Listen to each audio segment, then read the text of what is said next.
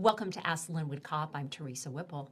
And Sergeant Cole Langdon, good morning. Morning. Morning. We're going to talk about the fact that it's fall and the days are getting shorter and there's more darkness. Absolutely. And people are now walking home from maybe the bus stop or out and about during darkness.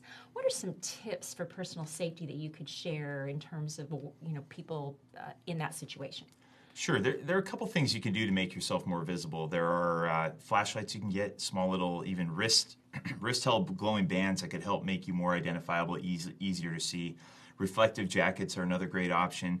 But the one thing that you want to remember is even with all of that, people can't see you. Once it's dark and we start combining that with rain or other adverse weather conditions, people can't see you. So the biggest thing you can do is just understand that cars can't see you, whether you're in a crosswalk, whether you're on the sidewalk and about to cross a side street or cross a driveway. Understand and assume that the car that is coming towards you cannot see you and will not yield to you. Now, you might have the right of way, but it's like I tell my family members, do you want to be right or do you want to be hurt or involved in some sort of collision? So you can't argue with a 3,000-pound vehicle coming towards you. If they can't see you, that's a moot point. We want to make sure that you're safe. So if you follow that one simple rule of understanding and assuming that the vehicle cannot see you, that the driver cannot see you inside of that vehicle, you're going to be okay. So I used to run at night, and I had many close calls, and it just got to the point where I understood, even with a reflective jacket on, even with a strobing flashlight, people aren't seeing you. There's refraction from the water on the windows. There's other vehicles on the road that are competing.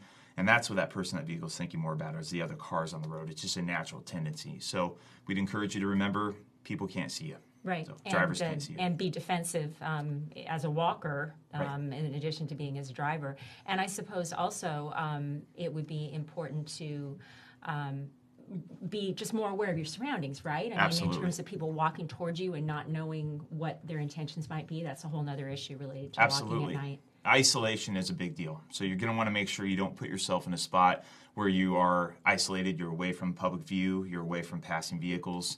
We've had some tragedies in the past where people are walking on trails at night. They're walking on, again, little side paths, trails, walking through parks during hours of darkness. Nobody knows where they're at. Yeah. They're in an area where if something were to happen, another passing motorist, a person, a neighbor, no one's going to be around that's within earshot where they could help you out if you were to experience some sort of conflict or run into some sort of issue in the parks. We'd strongly encourage you to let people know where you're at, practice the common sense personal safety tactics of letting people know where you are, as I mentioned, being aware of your surroundings, being aware of people that are approaching you or as you walk by or walking up behind you. Just be aware of that. Aware of the surroundings. I couldn't have said it better. Okay, great. Yeah. Thank you very much. We'll be back again soon with another episode of Ask the Lynnwood Cop.